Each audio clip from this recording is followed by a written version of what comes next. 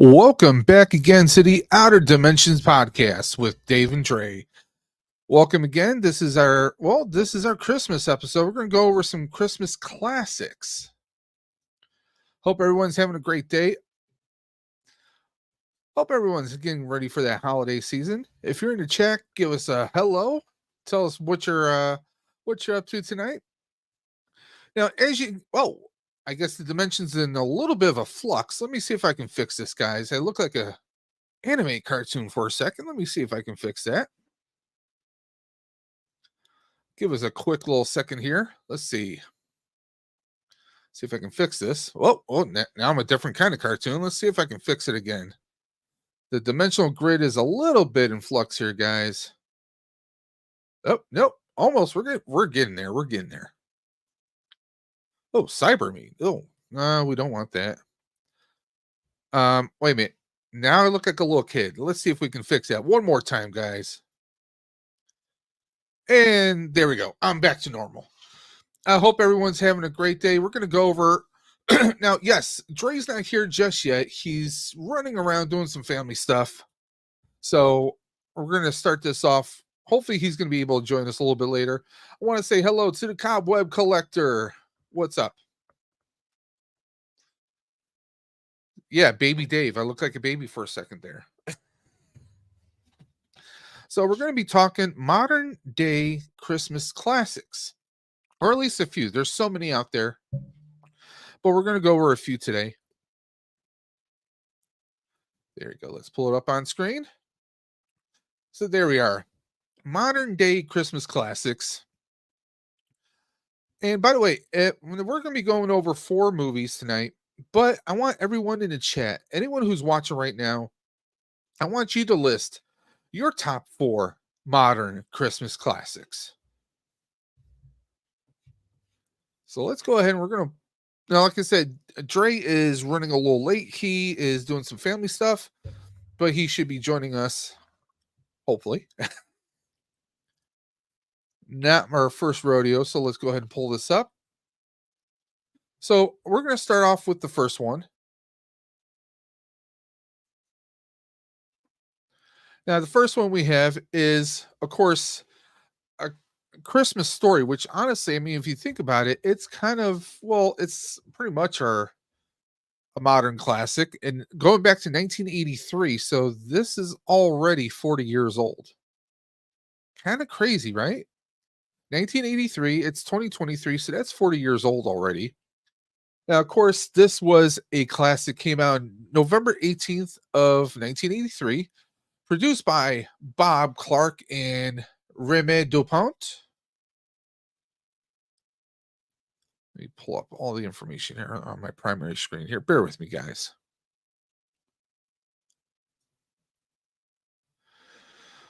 Okay, now this starred Peter Billingsley, obviously as Ralphie, I should say. I said Raffi. Darren McGavin.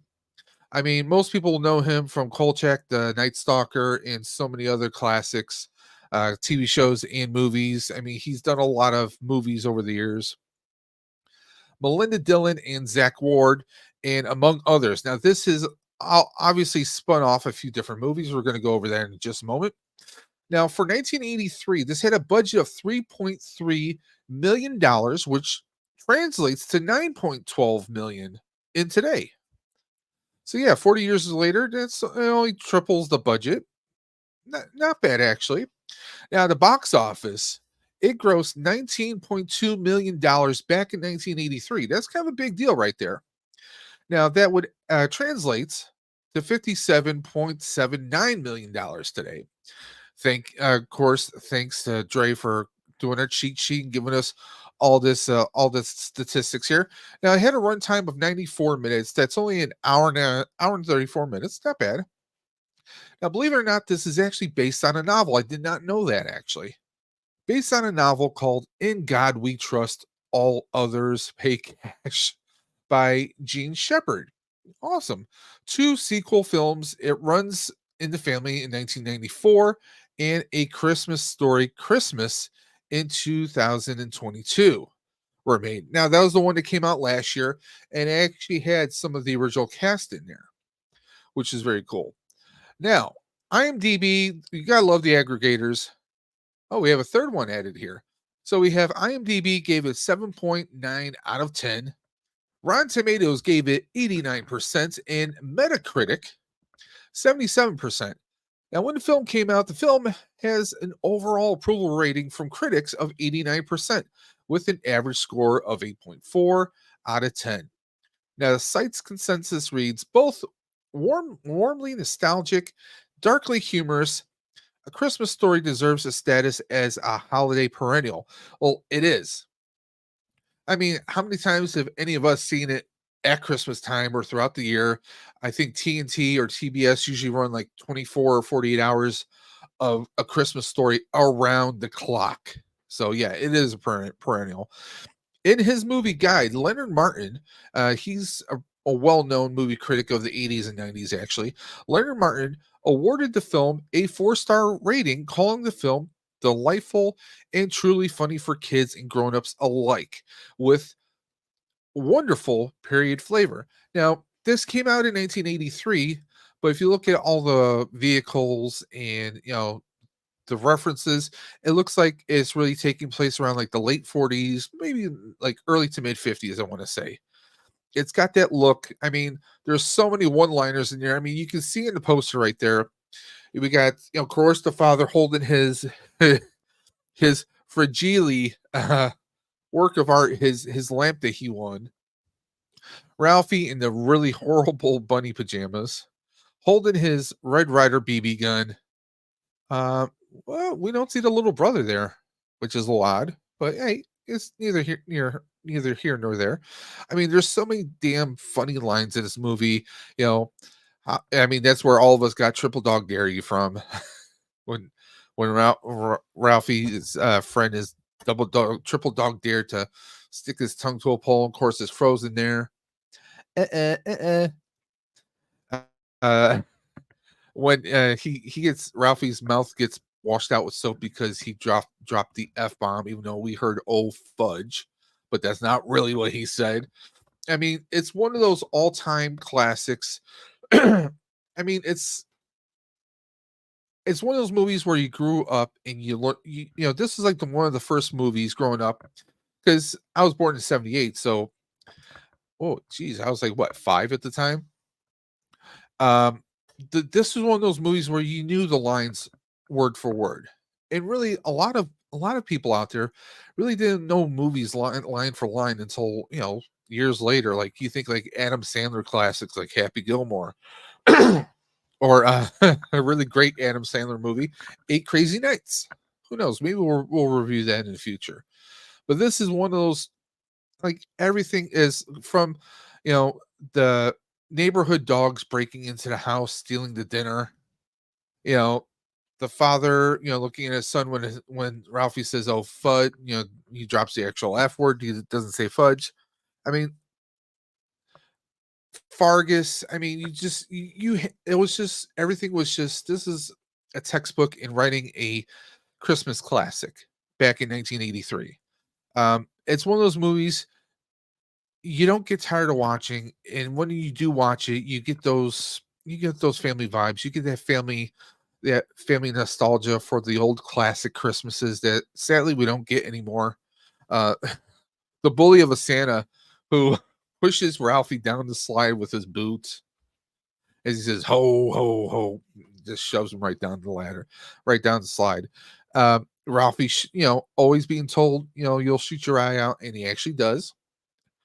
Or the what was it, the Dick Tracy decoder ring, or no, Little Orphan Annie decoder ring. That's what it was. I mean, there's just so many call outs on this movie that it's just always a great time. Now, anyone who's in the chat, I want you guys to let me know. Do you like A Christmas Story? Is it one of your favorites? Do you get tired of watching it over and over again, or do you still enjoy it every single time you watch it? Let me know in the chat, in the comment section below. Please let us know. So we're going to move on to the next film. Now, this one it happened about 11 years later. We have The Santa Claus, which came out in 1994, November 11th of 1994. Produced by Jeffrey Silver and Brian Riley. Looks like they're also the writers. Now, this starred Tim Allen, Judge Reinhold, Peter Boyle, Wendy Crewson, and David Krumholtz. If I said those names properly. If I didn't, I apologize to those people. Of course, Judge Reinhold, we know him from Fast Times at Ridgemont High, the Beverly Hills Cop series, movies like Vice Versa. He's kind of like the second banana kind of character. He's a sidekick kind of a character. In this one, of course, Tim Allen and his wife are, they're separated, and Reinhold plays the mom's new boyfriend. Cobb Collector says, "Gotta love Christmas Story. Like the first movie I think of Christmas time." Yeah, I mean, there's certain movies you think of Christmas time. Now we went with what we thought were just four quick modern classics. I mean, there's so many that we can bring up. There's even a good Thanksgiving one called Dutch, which is a good favorite of mine, but that kind of precedes Christmas. I mean, there's a lot of other ones. You got like movies like Planes, Trains, and Automobiles. I mean, there's just so many out there. I mean, we could go the goofy route. We could say Ernest Saves Christmas. We could say A Muppet Christmas Carol. We could say Scrooge. There's so many modern classics that we'll be doing future episodes, obviously, talking a little bit more on those movies. But on these four, you got Tim Allen's The Santa Claus. This one kind of rewrote the Santa Claus myth to that. I mean, even to this day, there is a Santa Claus series on Disney Plus now. I haven't watched it personally, but that's the kind of thing. Like it spawned so many. Like Dre had inputted that it spawned two sequels, the Santa Claus 2 and the Santa Claus 3. But it's even spawned more with the Disney Plus series now. Now, unfortunately, we were not able to pull up the original budgets or its box office, but we know this was a box office hit because they made sequels.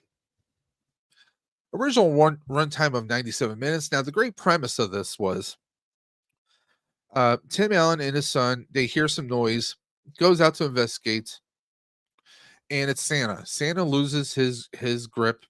He loses his footing, slides off the roof, and he dies. Not exactly what you want to see at Christmas, but Tim Allen, he's checking him. He's checking out to see if he's really dead, and he appears to be dead. He puts on the coat, and by default, that's the Santa Claus, is in the legal clause. So now, because he's put on the coat, he's the new Santa. And he gets all Santa's powers, abilities, and it's just chaos and insanity because Tim Allen, this is like Tim Allen during Home Improvement. He doesn't look like a big, jolly, heavy set person with a white beard, but thanks to Disney and movie magic, he slowly is putting on weight. The beard, he tries to shave the beard, and it just sprouts like there's no tomorrow. Uh, it is a fun movie. It got, it's about family too because he has a son Charlie, and he is also trying to be a father. The sequel goes into him finding a Mrs. Claus, and there's a whole to do with that. But this is one of those modern family classics. I mean, this is something where you watch it, you just enjoy. It brings you those warm, fuzzy feelings about family, about what's important at Christmas, and it kind of just it kind of opens up your childhood. You could be a full grown adult, have a family of your own, but you sit down and you watch this, and it kind of makes you a kid again. It makes you believe in those magical things that we believed as kids, and it's just a great film. Now, let's take a look at those aggregators. IMDb gave us a 6.5 out of 10. Rotten Tomatoes gave us a 73%. I'm a little surprised. I thought it would be higher. And Metacritic, you evil aggregator, you only gave us 57%, but hey, it's Meta. What do you expect? Let's take a look at the reviews. The Santa Claus is utterly undemanding, but it's firmly rooted in the sort of good old-fashioned holiday spirit missing from too many Yuletide films. Now, I don't exactly agree with that. The that the Santa Claus is utterly undemanding. It's a holiday film. What do you want it to demand? You want it to demand your wallets? I mean, I mean, it's but they turn around and they say it's firmly rooted in a sort of good old fashioned holiday spirit missing from too many modern Yuletide films. Now, mind you, that was oh oh ho ho. Uh, I don't think it wasn't. I mean, you want a setup, and they had the setup with Tim Allen having to take over for Santa and not having a choice in the matter. We had a great supporting cast in it. Everyone was charming. I mean, everyone just gave you a great vibes. The set for the North Pole and Bernard, the elf that had to kind of help Tim Allen acclimate to being Santa, just perfect. To me, I have to disagree with the first part of this review here. Now, also, Sandy Davis, the Oklahoman, ended up placing the film sixth overall on her list of best films of 1994. Now, we can always take on another day and time, we can always take a look at the best films of 1994. So that's always something we could do to see whether or not we agree with Sandy Davis. But what do you guys think about the Santa Claus? Is it one of your favorites? Did you not like it? Let me know, guys. Okay, now we're looking. I'm actually pulling up the list of 1994 right now, just for shivs and giggles. 1994 had Forrest Gump. It had Shawshank Redemption. It had Pulp Fiction. It had The Lion King. It had The Professional. It had Clerks. Okay, so there were a lot of heavy movies that year. Interview with a Vampire. Uh, the one with Brad Pitt, obviously. Tom Cruise. Dumb and Dumber. Whoa, looked like Jim Carrey. That was Jim Carrey's big year because it shows Dumb and Dumber, Ace Ventura, The Mask. We had Natural Born Killers, The Hudsucker Proxy, Ed Wood, Page Master, Macaulay Culkin, Quiz Show, Speed, River Wild. Oh, they did a remake of Miracle on 34th Street. So yeah, there's The Crow, uh, Little Giants. Yeah, I mean, of course, like the movie we're talking about, Santa Claus, War of the Buttons, Black. There's a remake of Black Beauty. Um, I'm going down the entire list. Blank Check, Airheads. There's a lot of comedies. We had Thumbelina, which was a remake. Richie Rich, a second Macaulay Culkin film. Mighty Ducks 2, remake of Little Rascals. Street Fighter, Flintstones. Andre the Seal, Neverending Story 3. That was a terrible film. But yeah, we had a crap ton of amazing movies that came out that year. So yes, I could see, okay, I will agree. Placing it six overall, um, that's a tough one. That's a tough one because we had so many great films that came out that year. Um, I mean, definitely, if we're going to do family friendly, I would say yes. But Sandy placed it six overall with all those movies. That's a crap ton of amazing films. I mean, you got Pulp Fiction, Shawshank Redemption, Forrest Gump. Those are the top three. Lion King, and The Professional, Clerks. There's just so much here. Four Weddings and a Funeral was even out that year. So yeah, 94 was a hard year for movies because, geez, there were so many damn movies that came out that year. Just mind-boggling. So yeah, Santa Claus, definitely one of the best movies of. I mean, one of the best movies of that era. It still stands even today because I mean, like I said, they actually have a spun-off series on Disney Plus. Like I said, I still haven't watched that. I watched the first two or the first three Santa Claus movies: Santa Claus 2, and of course Santa Claus 3, which had Martin Short as Jack Frost wanting to be Santa. There was a whole thing with time travel, so it was all kind of goofy, Back to the Future like. But yeah, this is one of those classics, man. Um, but again, that one person's review, it's one person's opinion. Honestly, it's just one person's opinion. I should, But for me personally, everyone has their own opinion. Everyone has their own favorites. This is a great one. I mean, it's Tim Allen, doing his Tim the Tool Man bit during the movie. Like he even says, "Oh, Percy show." I mean, it's Tim Allen. Tim Allen is hilarious in anything. I mean, you think Tim Allen, you think the Santa Claus. No, you think Home Improvement first. You think the Santa Claus movies, and you also think of movies like Wild Hogs with. I mean, so many people that the whole cast is just an amazing ensemble. But you think of Santa Claus, you think of Galaxy Quest. I mean, those are Tim Allen staples, you know? And he's done a lot of Disney movies too. I mean, obviously, Toy Story movies he's done. He's also done a movie called Zoom. So he's done a lot of different stuff for Disney. So let's move on to our third film. We're actually flying by here because it's just me talking and rambling on. Okay, so we're gonna travel 2 more years later to Jingle All the Way. It premiered November 22nd, 1996.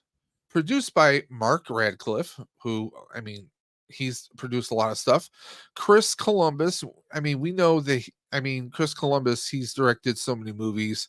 And of course, Michael uh, Barnathan, if I said that correctly, I apologize if I didn't. Written by Randy Cornfield. Now, this is a zany departure. I mean, this is like when it comes to Schwarzenegger doing like family friendly comedies, we think Kindergarten Cop and then we think Jingle All the Way.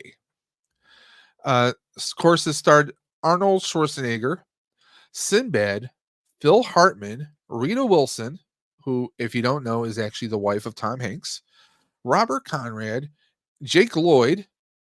And if you don't know who Jake Lloyd is, go watch Star Wars, The Phantom Menace. Uh, and of course, Jim Belushi. I mean, this is like a Saturday Night Live funny bone best of right here because you got Phil Hartman and Jim Belushi. I mean, well, his brother John, but Jim did appear on Saturday Night Live a few times. Phil Hartman, he was a great comedian, great funny guy. We lost him tragically. I think about maybe 8 years later, maybe even less. Could have been 4 or 5 years later. Um, but great funny cast right here. It's and of course you get the tagline on the poster: two dads, one toy, no prisoners. I mean, when your kid wants Turbo Man action figure and you wait until the last minute, you're going to be scrambling. You're going to be fighting all the mothers, grandmothers, all the uncles, everybody who's trying to get that one toy of the year. He got to. Yes, he did. Cop Collector says like he got to. Um, I mean, this is just one of those crazy movies. You wait until the last minute. Sinbad is a postal worker who is going postal because he's trying to get the toy, and he keeps butting heads with Schwarzenegger. It's just it's chaos and insanity. That's the only way to describe it. It had a budget of $75 million, and its box office it actually eh, didn't make just under twice its money, 75 million, but it more earned $129.8 million. That is box office only. That is not counting DVD sales or VHS back then. Uh, that's not counting VHS and DVD sales. And a runtime of 89 minutes, so an hour and a half movie, not too long. Now let's go take a look at those lovely aggregators. IMDb gave it 5.7 out of 10. Rotten Tomatoes gave it 20%, and Metacritic actually gave it 34%. Now, I will say, I mean, is this one of those movies that I watch personally? It's not on my top 10 list, but if it's on, I'll watch it. Um, and I'll give you my reasons. One, I mean, if you're that dad, I mean, you're gonna try and get that toy as soon as possible for your kid. Okay. I mean, we all know how bad Christmas shopping is. And back in 1996, we didn't have Amazon. We didn't have the online shopping. You had catalog shopping, like you could order something from like Sears and Roebuck through their catalogs. But this is like it was like one of those. It felt like a TV, like a elongated TV episode, about trying to find the toy, and they stretched it out to a full feature film, throwing Arnold Schwarzenegger into the mix. Uh, but let's take a look at some of the reviews here. Manuel Levy felt that the film highly formulaic and criticized Levant's direction as little more advanced than a television sitcom. Although he felt the script did not provide sufficient opportunity for Hartman, because Hartman is friggin' amazing, for Hartman, Wilson, and Conrad to give exceptional performances, he opened that Schwarzenegger has developed a light comic delivery, punctuated occasionally by an iconic one liner, while Sinbad has good moments. Yeah, that's like I said, it comes off as like it could have been an hour-long episode of a TV show. That's kinda like how it kinda, you know, delivers itself. As far as Arnold's comedic performances, he's not exactly what I call comedic, okay? I mean, to this very day, I think his best comedy comes from probably, I'm gonna say, to me, when I think of, like, comical situations, maybe True Lies in a sort of way. But honestly, when I think of comedy and Schwarzenegger, I'm thinking of either of Twins or I'm thinking Kindergarten Cop. I'm not exactly thinking Jingle All the Way, perhaps, because a lot of his lines just felt kind of DOA. Now Sinbad plays that crazy guy, and he does it so well. Sinbad was and is a comedian from way back. He's kind of faded to obscurity a little bit right now. Oh, Last Action Hero is a good one. Cobb brings up Last Action Hero. That's a good one, but he's mostly making fun of himself in that. So it's more of a caricature of who he really is in his movies. But as far as like writing straight out comedy, I really don't think that he delivered comedy. Me personally, I don't think that he delivered comedy in the right way. Sinbad is hilarious in this, and these two are literally like hero and villain throughout the entire film, even to the point where I'm sure everyone has watched this, but there's a scene where Schwarzenegger actually dresses up as Turbo Man because there's like a Christmas Day parade, and Sinbad dresses up as the villain, and they are actually fighting each other. And actually, what's really hilarious is the Turbo Man suit that Schwarzenegger rocks actually has kind of a jetpack on it. So, I mean, it's a zany movie. It's good for some laughs. Is it going to make you feel all nostalgic? Not really. It's just a fun time. Oh, there. Oh, Cobb mentioned another great one. Okay, but let's not mention Junior. Yeah, we're not gonna mention Junior. It was a comedy where Schwarzenegger is impregnated. He's a scientist, he's trying to help this, beautiful doctor, and he's, or rather, he falls for this doctor who but in the meantime, him and Danny DeVito wants to prove that a man can have a child, and they actually inseminate him, and he actually Schwarzenegger winds up being pregnant. It's hilarious. Well, the situation is hilarious. Some of the comedy is a little hit and miss, but yeah, I mean, to me, Schwarzenegger, he just doesn't have that natural. I mean, yeah, give him and I will admit, occasionally he punctuated occasionally by an ironic one liner. I mean, he's known for the one liners. He's not a Bandoma or I'll be back. I mean, stuff like that, like, or you see, there's a movie called Commando in the early '80s that Schwarzenegger was in. He delivers tons of one-liners in that movie. But it's Schwarzenegger. You're not expecting comedy gold out of him. Now, Sinbad. Now, if I were to recast this, I think like someone like maybe Paul Rudd or Chris Pratt, someone like that, and put them against like Kevin Hart. Like, put Chris Pratt and Kevin Hart against each other if you were to do a second Jingle All the Way, or reboot this in any shape or form. I think like those two could be pretty funny. I can easily see that. Like Sinbad is hilarious. I think Sinbad was a bit of saving grace for this film, and that might be a little bit of a hot take.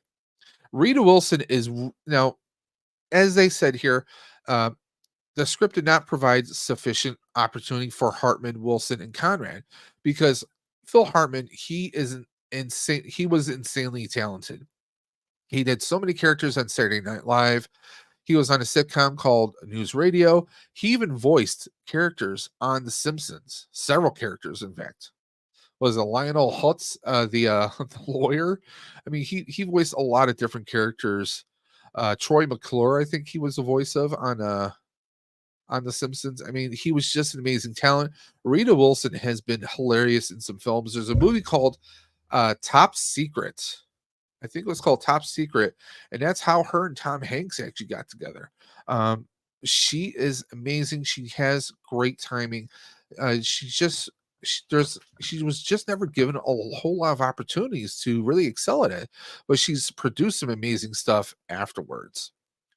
But yeah, that's Jingle All the Way. I mean, it's good. It's good fun. You want to see Schwarzenegger act like a crazy dad for an hour and a half? It's a good one to watch. And like I said, Sinbad is just hilarious, and they're just two guys trying to get the toy for their kid no matter what. So let's go ahead and we're going to jump on to the next one, which is our fourth and final. We have Elf from 2003. And let's be honest, there is not one person on this planet in this dimension or a few other dimensions that don't know Elf. Elf was directed by Jon Favreau, written by David Barenbaum. Now, this came out November 7th of 2003. This is my brother Tony's one of his favorite movies of all time. Now, Will Ferrell, it can be funny. Sometimes, personally, he's just not my personal cup of tea. There's a few movies I have enjoyed seeing him in. You know, Elf is not in my top list, but it's in everyone else's. And speaking of everyone else's, the man, the myth, the Dre himself. Let him put some headphones on. Hello, buddy.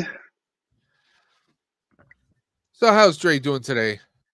Good. I live back in the door, so I apologize for being late. I had an errand to run. I got off work a little early, and then traffic on the way back home, and then Peanut wanted some food. I explained to everybody that you were having some you're doing some family stuff, so you're running around like a madman without a box. It's that time of year, folks. It's that, it's the what was it? The most wonderful time of the year, Well, that's debatable, but it is. It's if you look for the holiday, not everything else. You can't let everything get you down. Yeah, I'm gonna be your happiness right here. Okay. So I kind of breezed through the other films very quickly. I'm a little surprised at some of the reviews. I would be too. Honestly, the reviews for some of these, I ain't gonna lie. Some of the reviews were a little harsh. Yeah. I know you're trying to get me to react to you having a face. It's not going to work. I deal with a 14-year-old all the time. Trust me. What are you talking about? I'm not 14. I know. You act like it though. Hey, we all know. Listen, we all know that I'm the old man of the show. No, we all call me the old man. All right. Last Action Hero. Wow. Yeah. Hey, Carol. Yeah, Elf is. I have to admit, Elf has become probably. I would want to say, maybe one of my go-to Christmas movies. Like I need to see it every year. Like it's on the list. Like there's 4 movies I have to see every year: Elf, Christmas Story, Die Hard, and Nightmare Before Christmas. Those are like my 4 go-tos. Welcome, Carol, to the stream. Hey, Carol. Yeah, like I was saying, this is one of my brother's favorite movies. Like literally, he will sit there and watch it when they play it 24 hours straight. You know, you can't argue against it, dude. It's gotta. It is what it I is. personally can, because like I was starting to explain, Wolf Ferrell, I like him in some movies, but not in every movie. And that, you know what? I respect that. Yeah. I can respect that. We're just because I was just going over the writer, and we're about to go down the cast list. Wolf Ferrell, James Caan. I mean, the legendary James Get my Caan, coffee, please. Thank you. the legendary Jimmy Caan. You know, Yeah, may he uh, rest in peace. Whose son yeah, is who was awesome, Scott Conn. Been in a yeah, lot of stuff. and he's already etched out a name for himself.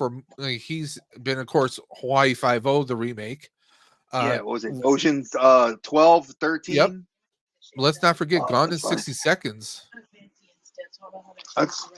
That's all right. It should be fine. He was also in Gone in 60 Seconds. Still solid. So, but Peter Dinklage, I do Yes, love the call me Elf. I do love the interaction between Will Ferrell and Dinklage in this, because Call me I mean, Elf one more time. Dinklage just has that straight face. Like he could play anything. Let's be honest. No Well, I mean, line. he has played. When you think he's played a Transformer, he's played. I mean, Tyrion Lannister being the titular role. No pun intended. Because he drinks and knows things. Because he drinks and knows things. And come on, like, you can't My tell wife me just laughed. that he, now if they would have had anyone else in that role in Game of Thrones, it wouldn't have been the same. No, I think that Dinklage did a great job. Where I was sad, and this kind of goes to something funny for those of you that are gamers that listen to this on podcast. Listen to us on podcast or are watching us currently. Are you about to mention Pixels?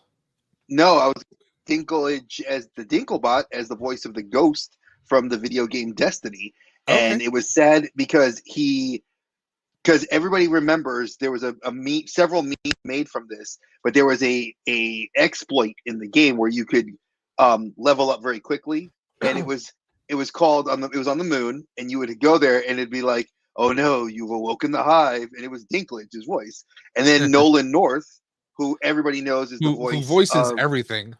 I mean, Nolan North, but he's very well known for Uncharted, for Nathan Drake. And when he became the new voice, it was just so weird sounding because he also voices Cade. He went from the voice of the ghost to the voice of Cade. Superman in a few of the animated films too. Mm-hmm. Yes, I mean, he's everyone. But a couple of my crushes are in here, man. Oh, wait. He said Dre's with me on Die Hard as I will say this till the day I'm dead. Okay. Die Hard is the Christmas movie. Listen, he goes there for Christmas to see his kids and see his wife and trying to patch things up, so it's got the holiday essence to it. Okay. And let's be honest, I mean, because I see he's like, Dre's with me on Die Hard as a Christmas movie. Yes. So is Gremlins and Home. Well, yeah, because Home Alone is about a kid. Home Alone is at Christmas. Yeah. Yes. Home Alone. All the Home Alone movies. Yes. Either 1 and 2 are the ones that matter. Now, but and Gremlins, really, the other Gremlins Gremlins is definitely so a Christmas movie because the Mogwai is given to Billy as a Christmas present from his father, who's a traveling salesman and inventor. So yeah, I mean, and it kind of shows you the true meaning of Christmas, and we can see how really twisted, Phoebe Cates's family history is, because she's so tortured when it comes to every single holiday.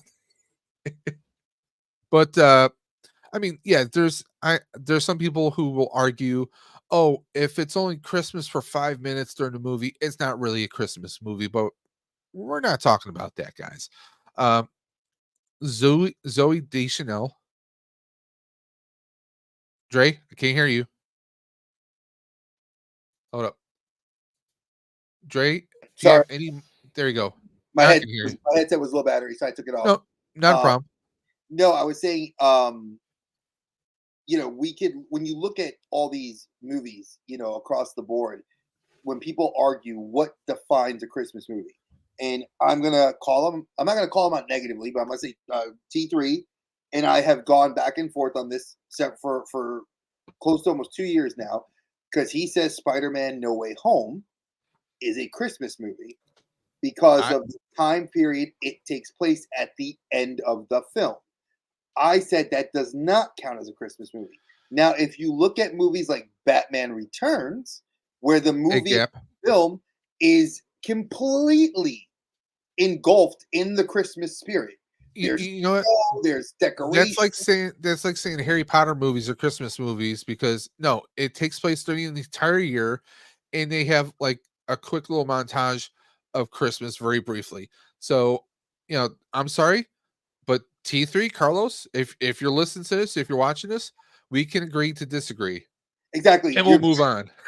So we can move past it. I just wanted to make that comment because I know several I people, mean, and it's not just him, but several people feel this way, that they think that when you think of a well, holiday film, it can be like, oh well, I've Dave and I've even said Lethal Weapon. Lethal Weapon, yeah. a good chunk of the movie takes place at Christmas. I mean, when like, you got like Mel Gibson tackling a person at a yard that is selling Christmas trees. So you And have you know, elements of Christmas throughout the entire film. So, he suffers like holiday depression, oh yeah, because he lost his wife at the holidays. There's several yep. elements of the story. Oh yeah. We can say that it's Lethal Weapon. Yeah, it would. The first one would Well, qualify. I've had arguments about Ghostbusters.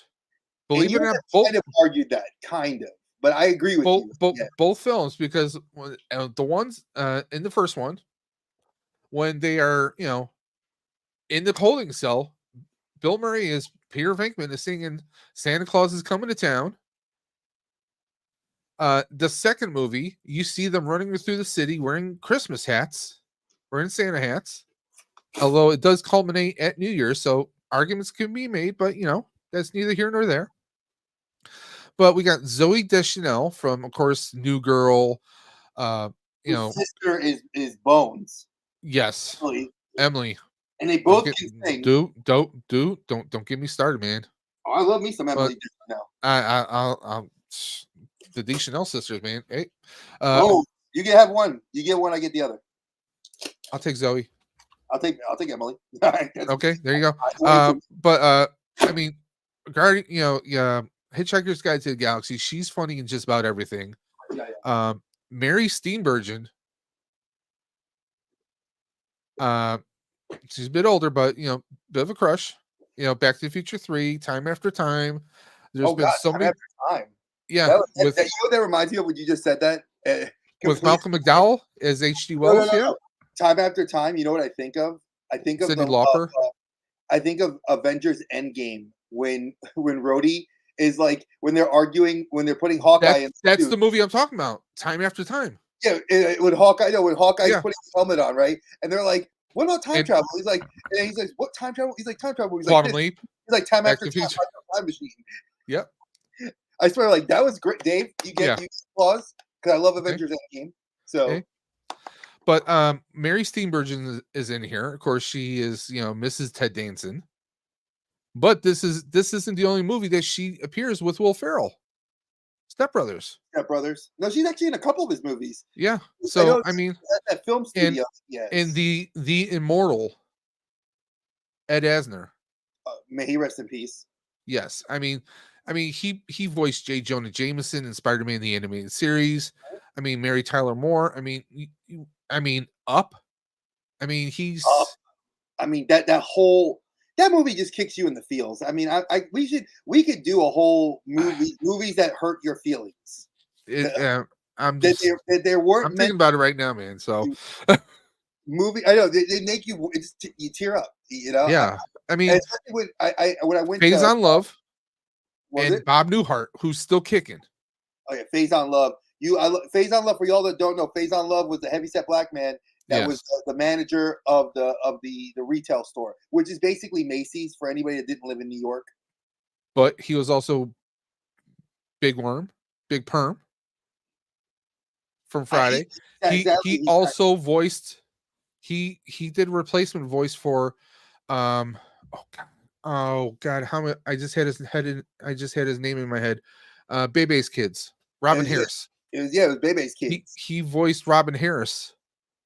Robin Harris's character for Bebe's Kids. I mean, it's like, and Bob Newhart's still kicking.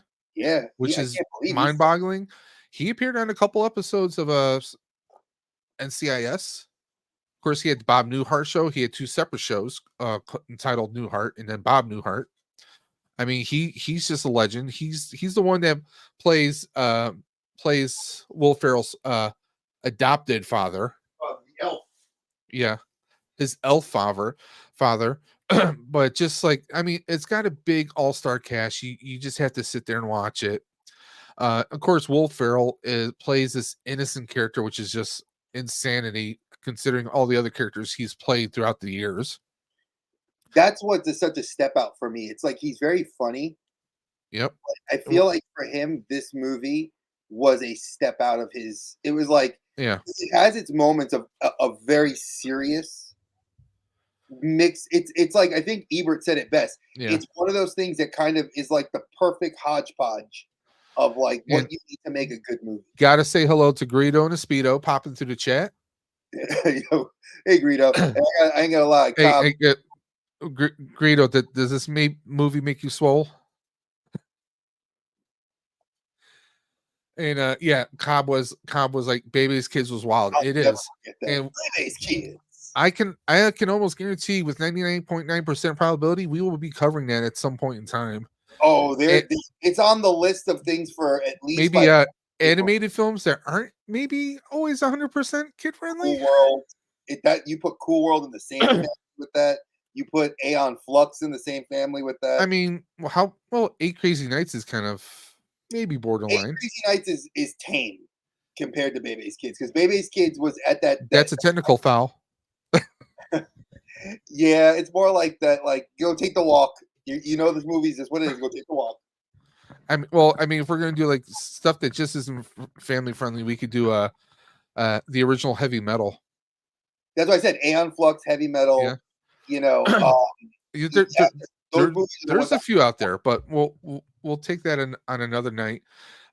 So thanks to Dre, of course, we had the budget of 33 million, and it took that 33 million, was like, here, hold my beer.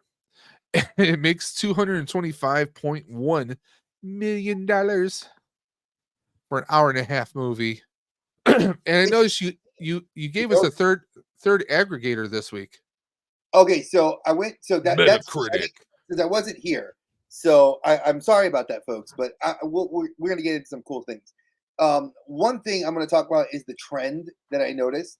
So it seems to be this trope that all holiday films that are aired for Christmas have aired in November. Every single one of them airs in November, never in December. That's one. They're all within the 90-minute trope. They sit within 90 minutes. They don't go long. The longest is like an hour and 45. And it's a true holiday film. Now, as far as what the third aggregator was. So in my research, you guys know I like to do a lot of fun stuff, figuring things out. And I've been trying to stay away from the Rotten Tomatoes because that whole scandal they had earlier this year. Yeah. And I mean, Metacritic's no better. I'm not gonna lie, because they're like IGN. They're all owned by big businesses that pay into it. What I like is that there's an aspect to Metacritic that is fan related. So it gives me as a fan, I can look at those and look, and I take a better credence to believe the scores that they give on films versus what I would see on like IGN, or IMDb. And IMDb is heavily given into the fans, but it's still run by pretty much Amazon in the background. I'm not going to lie. It's Amazon. If y'all haven't looked at the interface, it's Amazon. So Bezos, either if he doesn't own it outright, or if I'm wrong, I'm going to state it like that. But overall, for what I think of a holiday film, and you think of Elf, look at what, like I said, it opened at number 2 behind The Matrix Revolutions, which was the second movie, the third sequel in the Matrix films. And that was a multi-billion-dollar franchise. And this one, in the first week, took number 2 in the box office that year. Yeah, and but for the Matrix, the second Matrix to come out during the holidays. That was bold. Well, because it was early November when they released it. It was like But still, you think early that middle might be more October. like a spring or summer kind of movie? Well, no, because it's the Matrix Reloaded, the Matrix Revolutions. The Reloaded one was the sequel. This is the third one. So this was the third film, and it came out late October. I think it came out the week of Halloween. And when it came out on Halloween, then it was this film. It was Elf. So the third week this movie was in theaters, it took number one in the box office, which I thought was awesome. And granted, the third movie is very preachy, very Dragon Ball Z. So if you like the Wachowski sisters and what they did with the Matrix, hey, it's very anime and very heavily anime influenced. I'm just gonna put that out there like that. You know what's really anime? What? Animatrix. And see, the Animatrix is really good, and that's another thing too. We got to do that, like that whole. We'll do a Matrix. That's going to be sometime in the future. I argue, like, I think, when you look at bridge movies, like, because I was looking at Lord of the Rings the other day, and because that the meme every New Year's, people are like, well, if you fast forward in Two Towers to like the last hour and 18 minutes, you can watch the entire Helm's Deep sequence to the end of the film. And that's how you can walk into the new year. And I was like, I've always laughed at it. There's a lot of movies like if you time a certain part in Die Hard, you could celebrate it just as Hans Gruber is hitting the ground. Yeah. The same thing with Ghostbusters 2, actually, because that's perfect for New Year's since the battle takes place at New Year's Eve. So yeah. I want to ask a question of Cobweb because I know Cobb, you're watching us. Cobb, what is Fire and Ice? Are you talking about the fantasy series Fire and Ice? Because Fire and Ice, I know, just recently put into comics, and they just made 1/12 scale variations of the figures. So if that's what you're talking about, that's something I want to do a review on this channel too, because that's the Frank Frazetta universe of Conan, and the art style is very cool. It's what my uncle, who was a retired New York cop, that's what he used to draw. And I loved it as a kid seeing it because it was always really cool. Like he would just sit and just freehand sketch Conan.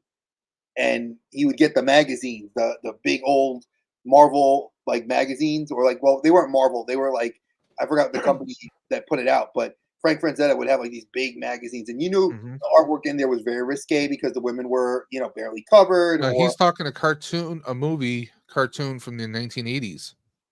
I'm gonna have to look into that because I've never even heard of that. I'll check that out. But again, our boy, may he rest in peace, Roger Ebert, gave this movie 3 out of 4 stars. He rarely, folks, I'm gonna tell you, he rarely ever gives anything 4 stars. And this was even up until Dave and I've always said this, from the 60s, 70s, 80s. The movie would have had to have been an Oscar winner, Grammy winner category. It had to win everything for him to give it 4. And it was Scent of a Woman, with Ooh-Ha, Heat. He gave 4 stars. No, that would be Thanksgiving. I was going to say. So, woman. Yeah. See, same here. I got one of those. I got the main character coming from that. I pre-ordered it. Yeah, I looked it up. Fire and Ice is actually it features produced by Frank Frazetta and Ralph Bakshi. Yeah, that art style is very. It's very Conan, very Yeah, I'm looking at the poster right now on Wikipedia. It's very cool. Yeah, it's definitely something you would love. Oh yeah, I love that stuff. I 100%. But dark fantasy, that's my jam. Yeah, I see. You covered everything here. Now, one thing that threw me was one of our earlier movies. Was it? Yeah, Santa Claus. Now the critic placed it 6. Now I was curious and I actually pulled up the films from 1994. That was an insane year for amazing films. All right, give me the rundown. I'm looking at IMDb right now. Okay, I'm gonna read it. Forrest Gump, Shawshank Redemption, Pulp Fiction, Lion King, a movie called To Live, Leon the Professional, Oh, phew. Great film. Clerks, Great Four film. Weddings and a Funeral, Great film. Interview with a Vampire, Amazing film. Dumb and Dumber, Great film. Ace Ventura, Amazing film. The Mask, all three, Jim Carrey movies, Natural Born What- Killers, Oh, that's Woody Harrelson, man. a movie called Shallow Grave, The Hudsucker Proxy That with was Paul a terrible. Newman, and I mean, just That movie was amazing bad. I saw cast. that movie. I did not like it. I was Yeah, young. I'll have to maybe watch it now. Well, I said it was an amazing cast. I didn't say it was a great film, but it is also a Coen Brothers movie.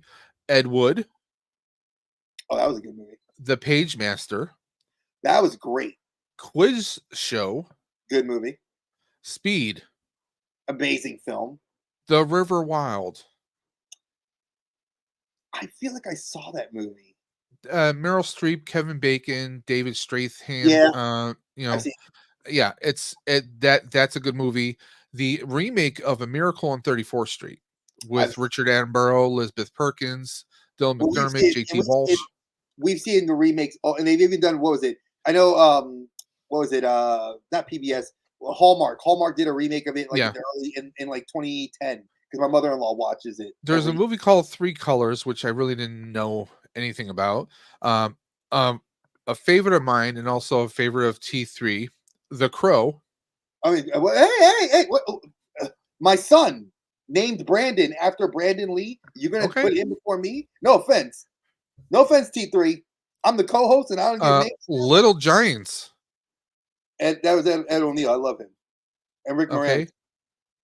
Okay. Yeah, you had Rick Moranis and Ed O'Neill. Then the Santa Claus, War of the Buttons, another remake, Black Beauty, Great with movie. Sean Bean, David Thewlis, Dox Keepin, Did he die in Alan that Cumming. movie? Huh? Because Sean Bean's got to die in every movie he's in. Yeah. A movie called Heavenly Creatures is like a biographical crime film. Once Were Warriors. Eat, Drink, Man, Woman. Never It's heard like of a comedy romance. Pompoko. It's an animated film. it. Ooh, Blank Pump Check. Up. I know this. Blank Check. Airheads. Thumbelina. Richie Rich. D2, The Mighty Ducks. Oh. Little Rascals. Oh, God, that was a great film. Baby's rest in Day peace, too. Out. Ooh.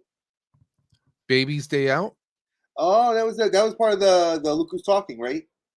No, it was something completely separate from Look Who's Talking, but it was basically this universe. baby that's kind of going on this like adventure through New York City. It was supposed to have been kidnapped, but the cops and the kidnappers are trying to look for the baby. Three Ninjas Kick Back. Yeah. The Swan Princess. Saw that. That was a good movie. That was an animated film. My Girl 2. How could you sequel it when he dies in the first one? Well, they had Austin O'Brien as like her new love interest. Yeah, since she was Macaulay growing up died as in the a- first one. No, Macaulay Culkin was the character, man. No. Yeah. Because that's, of course, Dan Aykroyd, Jamie Lee Curtis, Anna Klumsky. And of course, Austin O'Brien, we would know him from Lawnmower Man 1 and 2. Yeah, great. And film. also from Last Action Hero. Those were like his top films.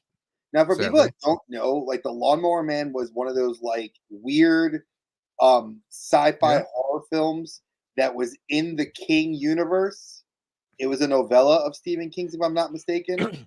And I know the Lawnmower Man 2 was like a sequel they made a few years later, and it was like post-apocalyptic. With Matt Frewer Yeah. I'm- replacing him. We're gonna do a whole like. Oh, I know several of you have we reached still out got to more here, Dre. Andre. Remember the seal? Oh God. Flintstones. With John Goodman, Rick Moranis, Rosie O'Donnell, Halle Berry. That spawned a whole franchise out of itself. Street Fighter, which we covered on a previous episode. Yes, we did. The live action Jungle Book with Jason Scott Lee, Carrie Yeah, Elways, Really Lena good. Headley, Sam Neill. And the last movie, and thank God it was last, Never Ending Story 3. Should have just which kept it at one. it co-starred Jack Black as a brush cut bully. It was terrible. It was a So- terrible film. But yeah, 1994, that was a tough year. There was a lot of amazing, freaking amazing movies. And you guys heard the list. I mean, we could go on and on and on and on and on. And I think Dave did a great job of just giving us a little of that. But I will say this: when you look at, and I know Dave and I talked about this, and if y'all don't know, because I don't know, if Better Dave, tell somebody. I don't know if Dave stated this already, but I'll state it for you guys. We are going to be on hiatus, so we go into hiatus. This is the last live episode we're doing. For this year. Don't worry. We'll still be doing live We're episodes. gonna get back to live. So just to give you guys a heads up, this is what the plan is. Next week's episode, the 27th, Dave and I will be with our families. We're gonna enjoy the holiday. We're taking a week off, but we still are giving you guys an episode. So tune in. You guys will get a notification. Now, Dave said there's a chance he will be in the. I most likely will be in the chat. So he will, and I will try to at some point. Because I know it's my day off. It's going to be me acclimating to my new work schedule, working 3 to midnight. So I'll be off on Wednesdays. So I will try to be in the chat. But then we're going to come back. I think it is the 4th. We will be back January 4th with our first episode of the new year. And what it's going to be is our top 5 list for 2023. So we are going to go through what we felt were the movies that made this year. And I already will state, and I cannot lie, I know I meant when you guys watch the video, you'll understand my reference when I do this. For those of you that watch the video, you'll understand when I go like this. And say I have 2 of the movies that I think are the bangers for 2023. We already know a certain web slinger is going to be in your. Oh, this is number one. This is number one. I'm Oppenheimer, as great as a film as it is. I'm giving Across the Spider-Verse the number 1 spot. The Oppenheimer is actually fighting for the number 2 spot because I don't have it on Blu-ray yet, and until it comes out on Blu-ray, Godzilla -1 will probably be my number 2 movie of this year. It's hands down. And I think if I get to see it next week on my day off, I'm going to try to go see it. The Iron Claw movie, which is about the Von Erichs, the wrestling Von Erich family from Texas. I've been hearing some good stuff about that. And I read some reviews. One of my friends that actually works in the wrestling industry, he saw an advanced screening of it and said to me, who's a wrestling fan, he said, "Dre, you need to watch it. It's like the perfect wrestling movie." I've heard that apparently Efron does a really good job in the film. From what I've been hearing, Zac Efron does. He actually trained with Maxwell Jacob Friedman, MJF from AEW, the AEW World Heavyweight Champion. Several WWE personalities were at the event for the opening. Which I mean, the Von Erichs are pretty much royalty when it comes to the wrestling world itself. So I mean, they are. Yeah, when you rate tag teams, and I think Undertaker just was Jim Cornette just said on his podcast. He said, "Who are the best wrestling tag teams?" Internet Express, the Legion of Doom, the Von Erichs, and I was just like, "Wow!" Like it blew my mind when I'm like the Von Erichs, and they're before my time as a wrestling fan. Yeah, like his sons are actually wrestling on the independents now, and they're killing it. Like they're actually in AEW right now. I think they're testing to see if they're gonna be a part of AEW, which would be amazing if Tony Khan can land them. But right now, I'm not gonna get into wrestling talk. That's something that's a different stream. That's a different stream with different class of people because I know some of y'all don't like wrestling. But the Iron Claw is one of those movies I want to go see. It's fake. It's scripted. I know it's fake. Jesus. It's sports entertainment. It's sports entertainment. That's why I know what it is. But what was that? Was that Mrs. Mrs. White, Safe Collectors? She's over here. He's hiding off screen. You can't see her on the couch. I saw her walking by a couple I know. times. We're We're live. We're just saying. My Yeah. wife says hi. I to mean, everybody. trust me, we can always rewind this. We can take a blown up picture and make T-shirts of your wife's I know. Just walking by. her like doing the grudge walkthrough. Like we just like put her in. Exactly. All she has to do. But yeah, like I think that those are some of the movies I think. You want to say hi? You want to say hi on screen? Come on. Here, come here. Uh-oh, it's peanut time. No, she doesn't want. She gets shy. Yeah, she likes to say hi off camera. But Oh, we hear Claw- her all the time though. I know everybody hears her on every stream I'm on. Y'all hear her, and y'all love her, which means the world to me because that's my little girl. It's my mini me. But yeah, I think Yeah, those are like the top movies to go see. Like if you guys get a chance at the holidays, and I know some people don't celebrate Christmas with their families or don't have family to celebrate it with. If you guys have an opportunity on Christmas Day, the movie theaters are open. Yes, they Go are. see the Iron Claw. I think it's Trust a good me. film. Go if you can get to see Godzilla. Got extended one more week, so it's I think till tomorrow or. So if it's extended, did it go from -1 to just Godzilla 0 now, or 0.5?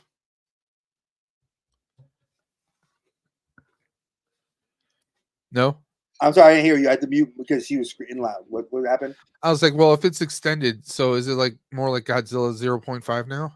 I know it's like 1.5. Well, I did see an interesting article. I'll mention it now for those of you that haven't. In Japan, they are giving it the full black and white treatment. So the film is going to go completely black and white, Like the original Godzilla, Raymond Burr. And I'm going to tell you now, I 100%. Dave knows I raved about this movie when I saw it, and I raved, and I'm going to still rave about it. It is probably one of the best films this year. It's the highest grossing film in the world. It's Madame Mosquitoes and Let's go. I'm going to tell you now, go see it, folks. Go see it. Go see it. Go see it. And if you have the opportunity, like I said, if you have the time, movie tickets ain't cheap. Go see it. But I recommend like it. sometimes like General Cinema, or not General Cinema, but Regal and a few other days, they'll do like a bargain day, like on Tuesdays and whatnot. So, look around, check your matinees, check your local theater, like your smaller theater houses. They might have some holiday specials going on. So take a look at it, guys. Exactly. And I recommend it, it's something. Or, those points you add, those points on like the AMC app and Fandango and the Regal app, those points add up. You might have a free ticket right now, so you just never know. Take a look at your app. My wife, check it out. Free, because if you use the Regal app, you're paying $1.98 convenience to go even use your free ticket. So I had to pay $2 to go see Godzilla. I would have paid $20 to go see Godzilla, but to pay the $2 that I had to pay, still worth it. See, so go see it. Oh, Blue, thank you so much, man. I appreciate you for coming through and wishing us a Merry Christmas. And like Blue. This is live, and yes, we love sharks as well. And wait, we are not. We also know that KVG is not filmed. Cowboy is not doing his lives this week. No, he's actually hanging out with Destination Stone right now. They are building gingerbread houses. So after this stream, if you're looking for a nice, cool, nice, fun stream to hang out with, you might want to check out Destination Stone. Dwayne and Stevie. So check them out. I mean, we played on Monday, Diablo 4. I know he's doing. He's taking a break from streaming this week, and he's going to be away next week. Yeah, he posted that. I think they're doing a Gunpla hanger this week, but for a lot of the days, things are going to be a little sporadic. But you never know. Someone, you may find your local toy collectors who don't always do streams pop up and do a few streams. We'll see what happens. I mean, I do know that Friday I might. Like after I finish work, David, I might recruit some of our Fortnite crew to play a couple of rounds of Fortnite. No, I'm gonna be out of town. Oh, you leaving Friday? Are you guys leaving early? Friday afternoon. We're like Friday around noon. We're leaving to go to Saratoga, so I will be without PlayStation, and I probably won't be back until Tuesday. So all right. Well, folks, then. But Hey, But you know, if anyone needs to get a hold of me for any reasons, though, you can always find me on Instagram at Daves_Dimension, or you can email us. You can also find Dre at the Dre of the Collector Safe Space on Instagram as well. But of course, you can always message us on the Outer Dim Pod on Twitter. I'm still calling it Twitter. Screw you. yeah, I still call it Twitter too. It's the X. Until they and- charge us, until they and- start saying they're going to charge us for the account, then I'm going to delete it. And if anyone personally needs to reach me, you can always email me directly at davesdimension78@gmail.com, or you can message us through the Outer Dimensions podcast at gmail.com. So, But yeah, I figured just so you guys know, we said January 4th we're going to be back. We have our episode January 4th. We have our pre-recorded episode next week, the 27th. And like I said, Dave and I, Dave 100% will be in the chat. I will not. I will possibly be unless in the something chat, happens. but we'll see what happens unless something changes. But I'm just giving you guys a heads up that it'll be pre-recorded, because I hate when people pre-record and they don't say, and then like you're looking in the comments and like they're like, why are they responding? So just giving you guys just that piece of information. And yes, beyond that, you know, look forward to 2024, folks. We have Dave and I took this podcast from the Leapcast, which Dave and I will probably, I 100% believe we will be filming episodes to talk about Quantum Leap, because the season finale happened and it was amazing. And I definitely want to talk about it because there's so many questions, so many. We can do some. We can do like one or two live streams. So I am going to be catching up, doing pre-recorded catch ups of those. So I'll jump in. I may be jumping on a few of those because I did catch every episode of this season 2 and I loved it. I do know season 3. They already said it's going to be early spring of 2024. So be looking forward to that. I do know, because of everything that happened with the strike, we are seeing a lot of shows that were postponed are now going back into their filming. I did hear sad news that this Strange New Worlds we're not going to end up seeing till probably late next year, which means. But you do get the final season of Discovery, which we've been waiting for, and I'm looking very forward to that. But honestly, I think more majority of the fans are really looking forward to Strange New Worlds. Lower Decks has been pretty consistent. Some other news: apparently, Matt Reeves is going to be doing I guess there's was it a TV show, or he's going to be doing a Batman, but it's going to be something that's not part of the Pattinson universe. So I've been hearing some rumblings about that. But did you hear rumblings about someone wanting to buy Paramount? Yes, I did. I saw the IGN, and I'm not happy. I mean, if this happens, it's going to be like Jay and Silent Bob Strike Back. I'm going on a road trip. He must be stopped at all costs. That means I got to come with you. Okay, so, well, does that make me Silent Bob and you're Jay? Yeah, because I do like to, I've indulged.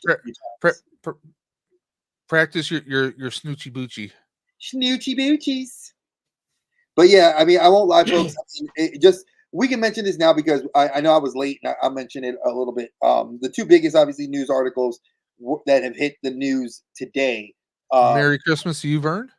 Was the biggest one we know of is obviously the potential merger, and they're calling it a merger, not a buyout. Was not going to happen. Brothers Discovery. It's not going to happen. It's not going to happen, but several YouTubers we know personally, as well as several major players, are saying that Warner Brothers their stock is very low, and that they've been selling a lot of their IPs. And they've been pretty much leasing them out, let's just say, because almost everything of DC, with a few exceptions, is now on Netflix right now completely. Yep. I mean, honestly, because they just completed their merger recently, like in the past year. I don't see the FCC entertaining any new merging with anyone else. At least when it comes to Warner Brothers Discovery, I don't see them, because also Paramount is pretty much a big bulk of CBS, if not the entirety of it. It is. Okay. CBS, Viacom. I mean, that's like your Nickelodeon, your MTV, your VH1s. I mean, that's a lot of different shows right there. That's a lot of different IPs. Warner Brothers is starving. Sadly, the Warner Brothers DC Discovery has ran Warner Brothers into the ground. It's killed the DC. Let's be honest. It killed the DC cinematic universe for the most part. Let's be honest. It has, and now, and I know that James Gunn, because it came out today in the news. James Gunn met with our boy, the former Beast, and he's now officially You mean out. Lex Luthor? Yeah, he came out as Lex Luthor, and people are like, I love that casting for Lex Luthor, though. I personally love it. But I love I love the fans' reaction that like James Gunn's like, well, this is the first time we're saying it. We're like, no, fans knew like weeks ago, bro. Like you're like whoever was your social media person, they already let the you know. I'm sorry, Marvel has better social media security, even with Mark Ruffalo. Than Warner Brothers right now. You know, so and then speaking of which, I'm going to mention the other piece of big news, obviously, which is you switched money by switching over to Geico. Oh, we lost Dre. Dre, where'd you go? We'll give Dre a minute to see if he can pop back in, because he just wanted to drop out. No, I was doing it for special effect. You didn't know that, right? He was like, "Screw you, hippies." Oh no, somehow my mouse like remapped the key on itself, so I'll have to fix that. Right. But yeah, obviously the big news is Jonathan Majors has admitted is now a minor. Is admitted to committing a crime, and I'm going to borrow the line my wife said. He actually became a supervillain. Like he fulfilled his destiny. He was a supervillain, and now Marvel has obviously ceased all Disney and the Mouse and Marvel has ceased all ties to him, which I think was right. Which I'm not going to argue. They could easily recast. And the biggest news has been what they were going to call Avengers, because yesterday everybody in social media and their brother was like, "Oh, Avengers 5, it's Avengers 5. They're dropping the Kang Dynasty." No, because if you actually pay attention to the major news subscribers like Deadline, Movie Line, I see what you did there. IGN, they actually came out and said that it's going to be called the Kang Dynasty, and they're following through. They're just looking to recast. Yeah, and I mean, Terrence Howard, Iron Man 1. They recast. Have 5 people in the queue. Yeah. And I'm interested in the 5 ideas. Septo has recommended 2. Do you know what the worst one I heard was? Will Smith. No. Boyega. Ryan Gosling. Oh yeah, I saw the Ryan Gosling. That was the joke. I was like, oh, they are not because one, if they did that, there would be so much hate. Oh no, not because of Gosling is an actor, but to replace an African American actor with a Caucasian actor, that would just come off so bad. But there's plenty of people. One person, I mean, I've seen so many names that like I heard someone threw out Terrence Howard. I was like, I don't see that happening. Honestly, the 3 names that jumped out were Boyega, because everybody was like, Boyega's was. I could see him doing it, and I could really see him doing it. I did, after all the negative things he said. If he wants them, if the Mouse wants them, and they offer it to him, that's fine. I've seen him play. I've seen him play some more tougher characters than who he played in the sequel trilogy. True. I mean, you see him in Attack of the Block. He can play a straight out thug if he really wanted to. No, he's done. He's done good stuff. The other name that came out that I personally am siding with, and again I'm biased because I like Denzel Washington, was his son Jonathan Washington, and Jonathan Washington I think is more of a serious actor. I can't see him doing comic book movies though. That's the thing. I can't see him doing Marvel. I see him doing Marvel. I see him doing Kang, because I see if you want to take Kang, Jonathan Majors himself was a more serious actor. If you look at the work outside of was it Lovecraft Country and other movies he had done. Didn't he do was it the 3rd Creed movie or something he did? He was in the 3rd Creed movie. He was in Devotion, that playing the first black And- pilot that had a co-pilot, a white co-pilot. And I'll say this: Jonathan Majors was I really liked him in Loki. He was great, and you could tell that was the end of the character. And Yeah. I think and then we can talk about it now because Loki's been out for a while. If you guys haven't paid attention, the biggest thing was obviously when Loki finished, his character kind of ceased existing. And I Loki know isn't that finished. was I'm sorry, Disney's- he's and I not know- finished. In and my I know- heart, he's not finished.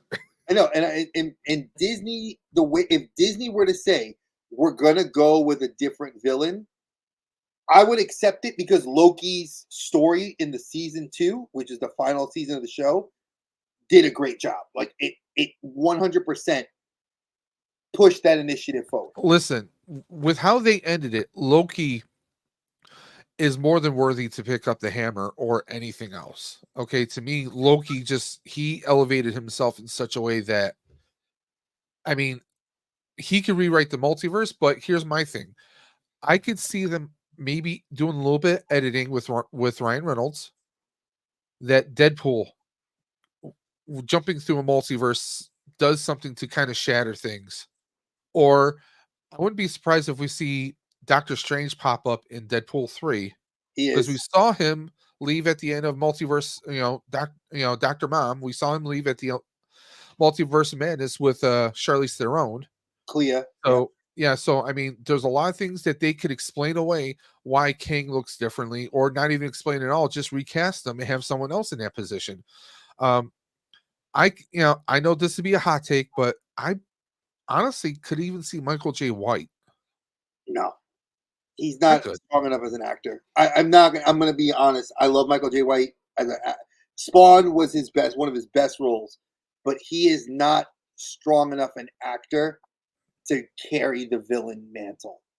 That would be you have to look at the actor of what their body of work, right? That's what I would consider. And John Boyega, Okay. if I look at Boyega has a body of work outside of Star Wars that I could literally say, okay, Boyega, your name should be in that hat.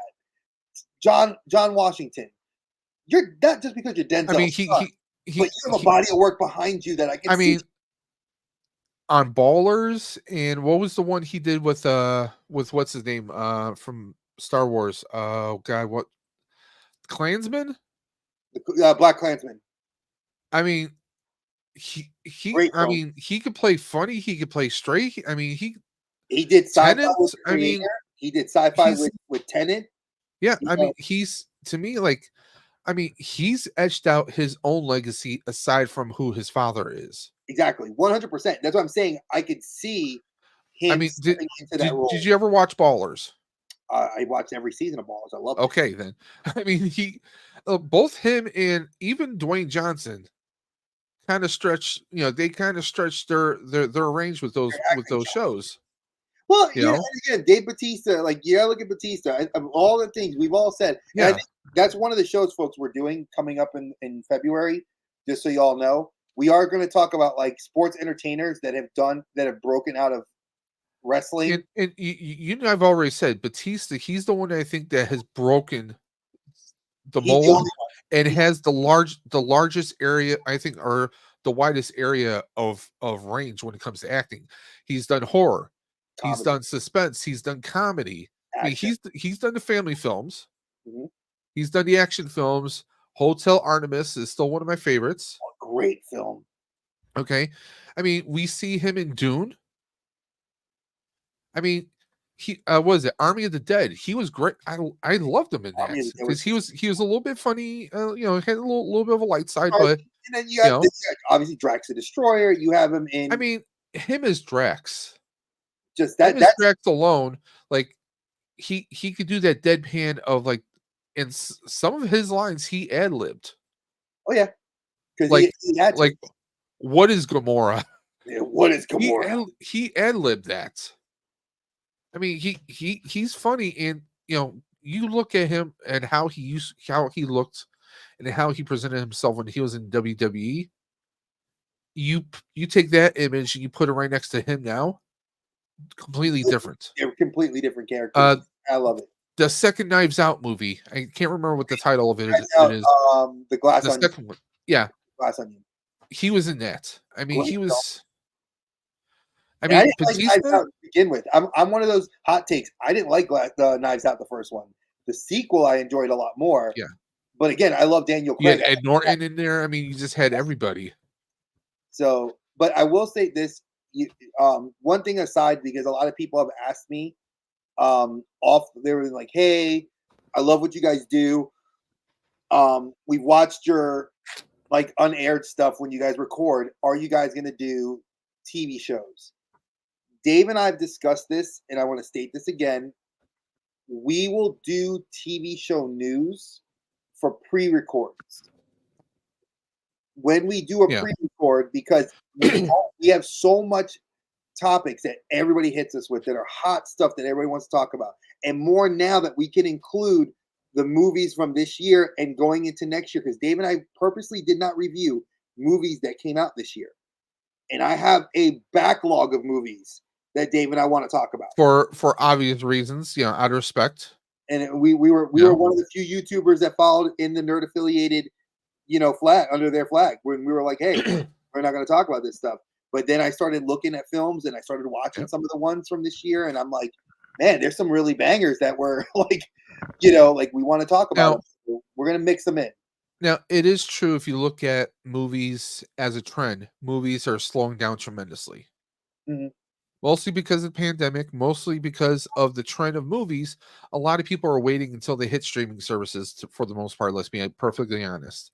Now, another one thing that there is one show that is probably the exception to the TV rule,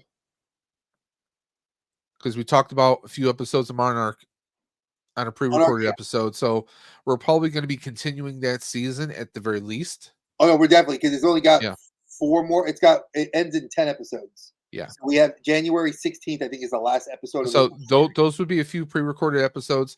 The Leapcast, like I said, I'm trying to find some time to rewatch a few of the episodes from last season and do some rewatches so I can do episodes, because Leapcast was something I did on my channel independently. I did it as a live stream. Things weren't exactly timing out correctly, so it got put on the back burner, but I had a request to finish out the season and to talk about the season this year. So I am going to be doing some pre-recorded episodes, and we can do a separate live stream with just me and Dre discussing what our thoughts are, especially after last week. Oh God. Oh boy. Oh boy. I thought, oh boy, man. And Monarch has been fire, and now they just dropped Percy Jackson today, which I have to watch that tonight. Yeah, and it's fire. What if the 27th? What if tomorrow? It's Friday. I got so much stuff to catch up on, and not to see Aquaman on Saturday. Next week, probably next week Tuesday, when I get home, I will be recording a video for Doctor Who, because the Doctor Who episode, the new season with Ncuti Gatwa. Looking forward to him. I want to see his energy. We got a little bit taste of it on the 3rd special with David Tennant. I am also going to be doing another episode talking about what the very last episode truly means to the series moving forward, and some possibilities, just some random crazy ass theories.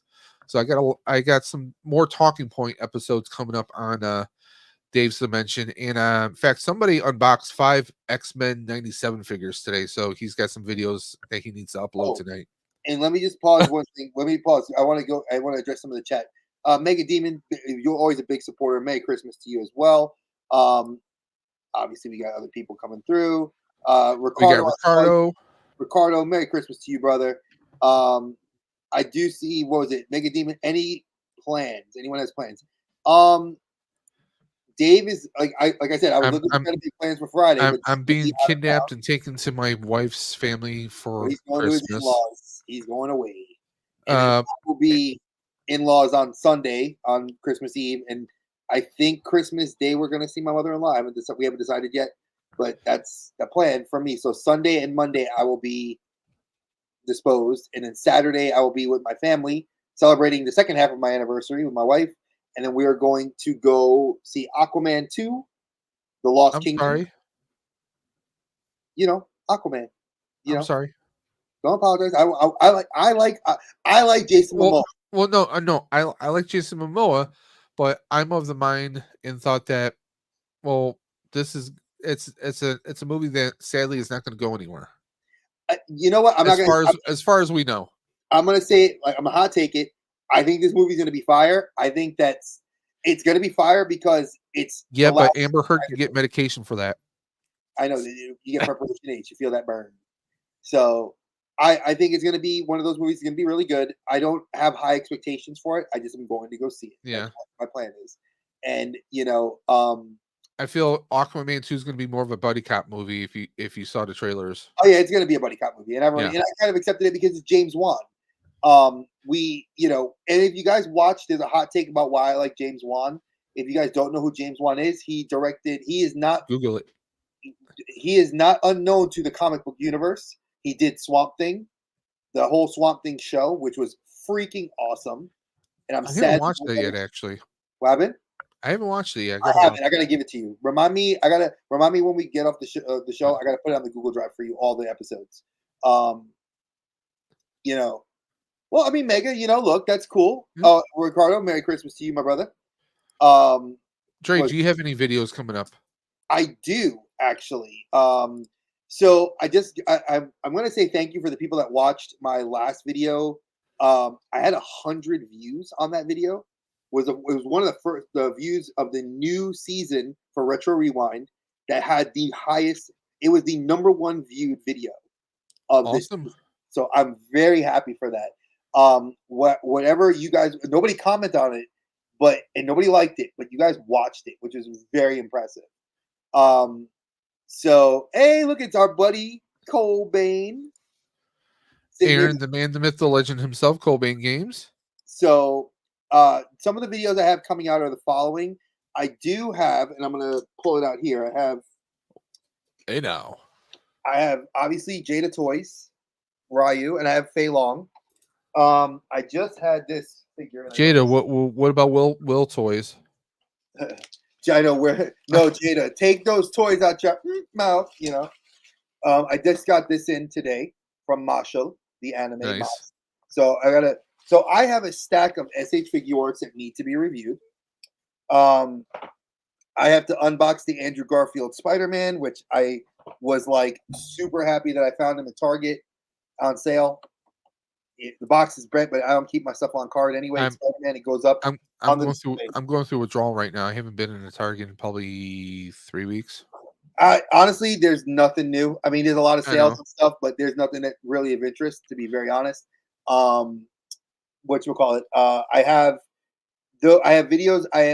There's every Wednesday we still have a video coming out all the way until February of to finish out the Retro Rewind Season 2. I know that the latest video just went up for my Hatsune Miku statue, which I did a review on. And then on top of that, I will be recording and putting out regular videos still on when it'll probably release on Wednesdays. But the good news is Wednesday, since I'm off, the lives will return. Yes, folks, the afternoon lives will return. So from 12 to 1 o'clock, I will go live on my channel, and we're going to open up toys. We're going to talk news. We're going to talk whatever, and it's going to have rotating guests. The first guest is going to be Yukon Phil, and that's going to be next week, Wednesday, the 27th. So expect some interesting talks about just vintage and why vintage, and I think imports are about the same right now on the collector's spectrum, where modern is kind of whoop, and everybody's looking to either go imports or go old school. And we're gonna just maybe open up a couple of toys on the stream as well. And that's gonna be every Wednesday without fail. Cool. Every Wednesday, 12 to 1 o'clock. That's gonna be, and like I said, it may be me by myself, but I had Phil request to be the first one to come back because he loved watching them. So he will be the first one. And then whoever wants to come in on the other one subsequently can. And it's gonna be, like I said, we're gonna talk TV, news. We don't really try to talk wrestling, even though I love wrestling. And then there was a secret project, but I'm not going to make it a secret anymore. I did reach out to EC Collecting, who you all have seen here, Colin, who's been a guest on this show. of AC Collecting and that Effin Figure podcast, which Yeah. is apparently back in action now. It's going to be back in action in January, which is going to be awesome.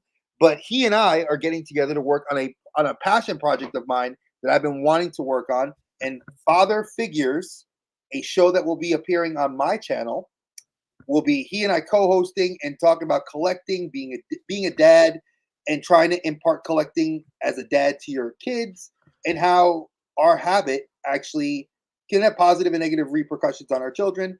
And we're going to talk trends of their kids figures and how kids are getting more into that mindset now than we were, and there's going to be lots of interesting topics. So it's going to be family friendly ish, and that might be, I haven't talked to him about a day yet, but PG-13. But it's going to be like PG-13. So we'll be friendly for some of it, but a lot of it's going to be talks about collecting, kids, and trends in kid collecting, not adult collecting, kid collecting. So be prepared. I'm going to do some. I did pre-order some toys to review for kids, stuff that I got for my daughter. I'm going to be reviewing for. So a 4-year-old toy. You might see some of those reviews pop up here. But that's what's going down on my channel. And then obviously, like I said here, Dave and I have a lot of great movie stuff we're doing. Yeah.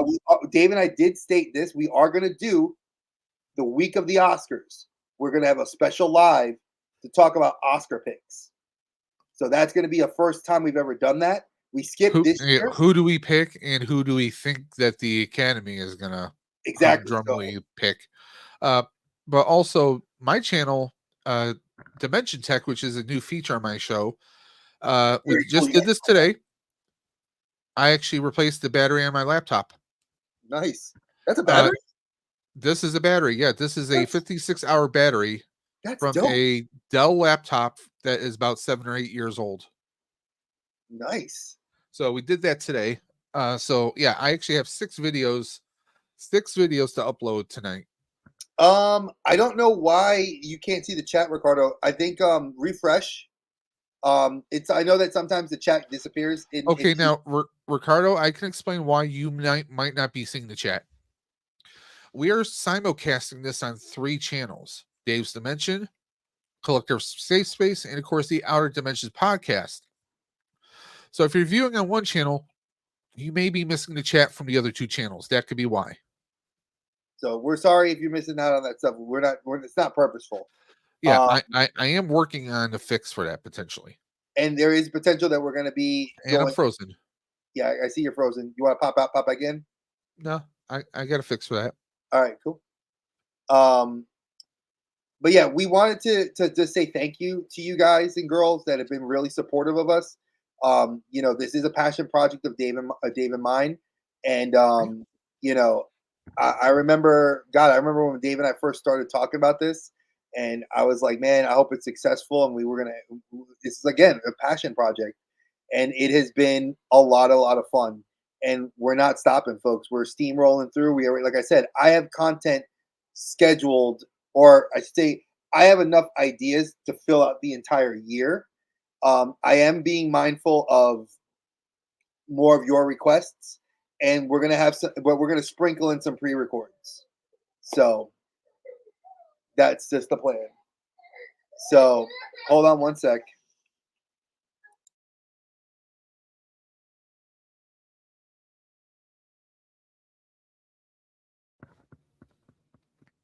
So like Dre said, we have a lot coming through the pipeline, guys. And also, please don't forget to share this. Please share not just the stream, but share the channel, the Outer Dimensions podcast, to all your friends and family. Right now, we are sitting at about 34 subscribers. We want to grow that channel as much as we can. And once we hit 100, we're going to do a giveaway. I don't like giveaways. Dave knows I don't like giveaways, but we will do a giveaway at 100. And we will not. I won't say what we're going to give away, but we'll do something at 100 for. Dre's going to shave his beard and his eyebrows. We're going to put the clippings in a Ziploc bag, and we're going to give those away. No, we're not. So I'm going to say I love you guys. Happy holidays. Stay tuned for the craziness that Dave and I have coming up. I have to go deal with a crying little toddler because my wife's getting frustrated. So I love you guys. As always, my friends, Watch your head on the way exiting the portal. Dave, you take us out like you always do, brother. Happy holidays, everybody. Be safe. Catch Be you guys well. on the flip side.